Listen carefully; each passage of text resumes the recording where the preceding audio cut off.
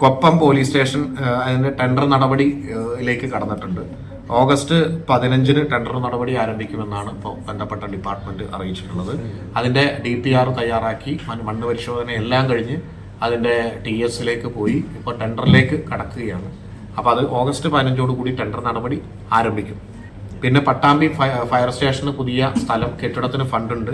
സ്ഥലം കൈമാറ്റം ചെയ്യുന്നതിന്റെ നടപടിക്രമങ്ങൾ അവസാന ഘട്ടത്തിലേക്ക് കടന്നിട്ടുണ്ട്. ആ സ്ഥലം കൈമാറ്റം ചെയ്താൽ ഫയർ സ്റ്റേഷന്റെ കെട്ടിടത്തിന്റെ നിർമ്മാണം ആരംഭിക്കാൻ പറ്റും. മുനിസിപ്പാലിറ്റിയുടെ സ്ഥലമാണ്. ആ സ്ഥലം ഫയറിന് കൊടുക്കുന്നതിന്റെ എല്ലാ നടപടിക്രമങ്ങളും നടന്നുകൊണ്ടിരിക്കുകയാണ്. സോയിൽ ടെസ്റ്റ് അടക്കമുള്ളത് ഇപ്പോൾ നിലവിൽ നടന്നുകൊണ്ടിരിക്കുന്നുണ്ട്.